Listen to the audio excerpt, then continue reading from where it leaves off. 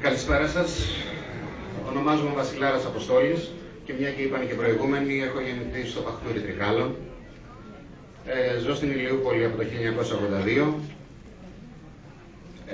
Όπως όλοι, έτσι και εγώ πίστεψα στον άνθρωπο Αργυρό, Πίκουλα, και ξεκινάμε μαζί μια καινούργια προσπάθεια.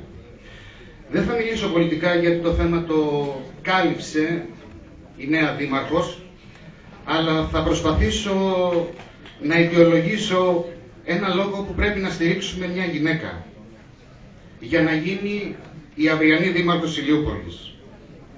Μια γυναίκα που ως πολιτικός, σύζυγος και μητέρα γνωρίζει καλύτερα από κάθε άλλον τα προβλήματα που αντιμετωπίζει σήμερα η ηλιοπολίτικη οικογένεια.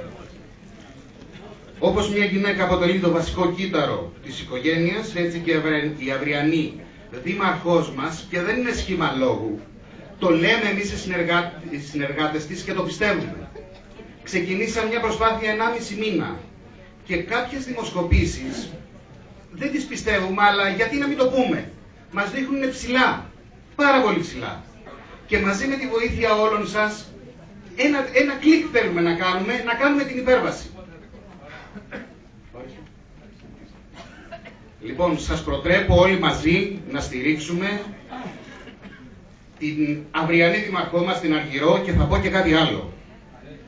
Πρέπει όλοι να ψηφίσουμε. Σε γνωστούς, σε φίλους, όλους να τους προτρέψουμε να ψηφίσουμε. Να μην ξεχνάτε ένα πράγμα, το οποίο το άκουσα προημερών και μου έκανε πάρα πολύ μεγάλη εντύπωση. Ότι οι κακοί πολιτικοί, οι κακοί δημοτικοί σύμβουλοι, οι κακοί δήμαρχοι εκλέγονται από τους καλούς πολίτες. Βάλτε το καλά στο μυαλό σας αυτό. Οι καλοί πολίτες που απέχουν από την ψηφοφορία θα εκλέξουν τους κακούς δημοτικούς συμβούλους. Όλοι μαζί με την αυριανή δήμαρχό μας, την Αργυρό την Πίκουλα. Ευχαριστώ πάρα πολύ.